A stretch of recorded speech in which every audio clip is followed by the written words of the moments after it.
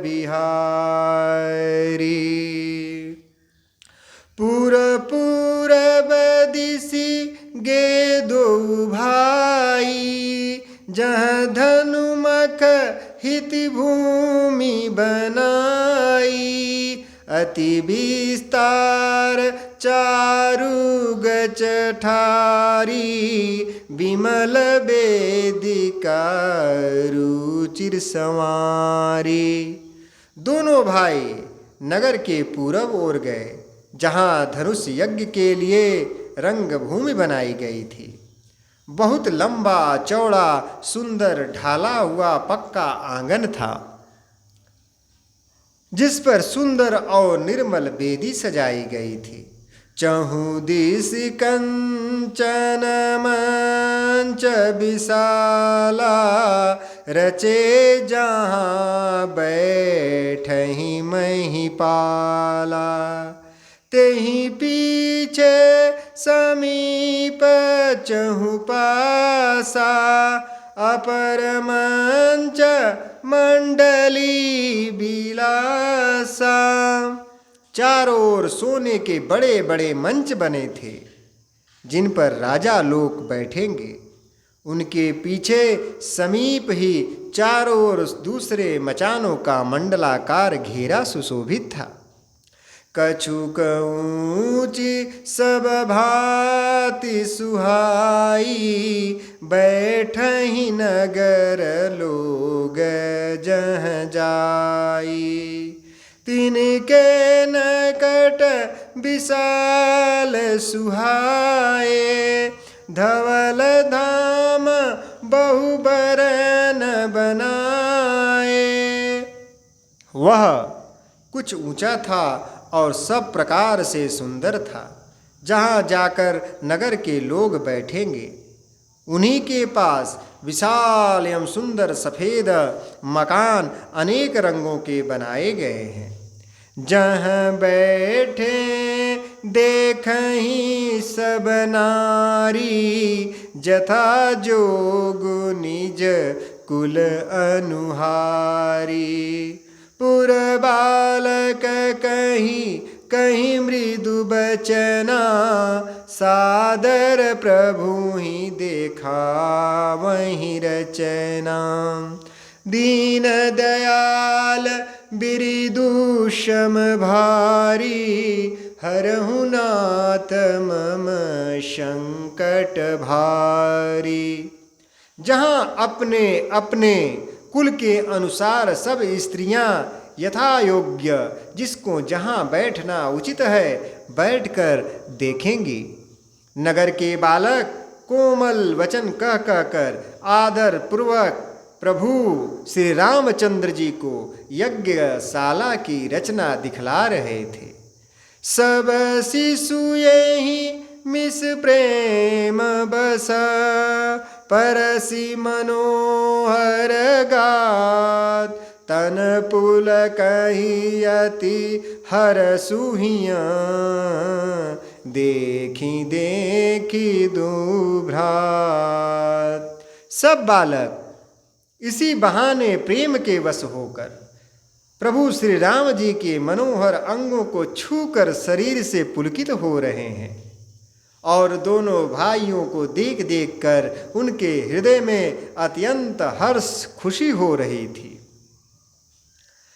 श्री दीन दयाल बिरिदु सम भारी, हरहु नाथ मम संकट भारी। शिशु सब राम प्रेम बस जाने, प्रीति समेत निकेत बखाने। निज निज रुचि सब लेहि बुलाई, सहित स्नेह जाहि दो भाई। श्री रामचंद्र जी ने सब बालकों को प्रेम के वश जानकर यज्ञ भूमि के स्थानों की प्रेम पूर्वक प्रशंसा की। इससे बालकों का उत्साह, आनंद और प्रेम और भी बढ़ गया। जिससे वे सब अपनी अपनी रुचि के अनुसार उन्हें बुला लेते हैं और प्रत्येक के बुलाने पर दोनों भाई प्रेम सहित उनके पास चले जाते हैं। राम दिखावहि अनुज ही रचना, कहीं मृदु मधुर मनोहर बचना, लवनी में समहु भुवन निकाया, रचई जासु अनुशासन माया। कोमल मधुर और मनोहर वचन कहकर श्री राम जी अपने छोटे भाई लक्ष्मण को यज्ञ भूमि की रचना दिखलाते हैं, जिनकी आज्ञा पाकर माया लौ निमेष पलक गिरने के चौथाई समय में ब्रह्मांडों के समूह रच डालती है। वे प्रभु उस रचना का वर्णन कर रहे हैं, बड़ाई कर रहे हैं, मानव लीला कर रहे हैं।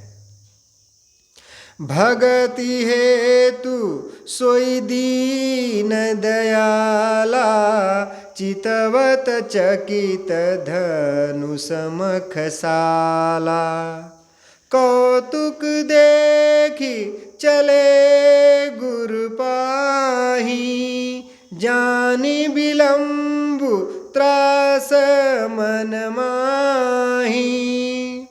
वहीं दीनों पर दया करने वाले श्री राम जी भक्ति के कारण धनुष यज्ञशाला को चकित होकर आश्चर्य के साथ देख रहे हैं। इस प्रकार सब कौतुक विचित्र रचना देखकर वे गुरु के पास चले। देर हुई जानकर उनके मन में डर है। जासु त्रास डर कहूँ डर होई, भजन प्रभाव देखावत सोई, कहीं बातें मृदु मधुर सुहाई, किए विदा बालक बरियाई, दीन दयाल बिरिदु समभारी, हरहु नाथ मम संकट भारी। जिनके भय से डर को भी डर लगता है, जिनके भय से जो डर है उसको भी डर लगता है, वही प्रभु भजन का प्रभाव, जिसके कारण से महान प्रभु भी भय का नाटक करते हैं, वो दिखला रहे हैं। उन्होंने कोमल मधुर और सुंदर बातें कहकर बालकों को जबरदस्ती विदा किया। वो बालक इनको छोड़ ही नहीं रहे थे, इनके प्रेम में इतने ओत प्रोत हो गए थे। सभय सप्रेम विनीतयति, सकुच सहित दो भाई, गुरुपद पंकज नाई सिर, बैठे आयुष पाई। फिर भय प्रेम विनय और बड़े संकोच के साथ दोनों भाई गुरु के चरण कमलों में सिर नवाकर आज्ञा लेकर बैठ गए। दीन दयाल बिरिदु समभारी, हरहु नाथ मम संकट भारी। निशि प्रवेश मुनि आयुष दीन्हा, सबहि संध्या बंदनु कीन्हा, कहत कथा इतिहास पुरानी, रुचिर रजनी जुग जाम सिरानी। रात्रि का प्रवेश होते ही शाम के समय, संध्या के समय मुनि ने उन लोगों को आज्ञा दी। तब सबने शाम को संध्या वंदन पूजा किया। फिर प्राचीन कथाएं तथा इतिहास कहते कहते सुंदर रात्रि दोपहर बीत गए।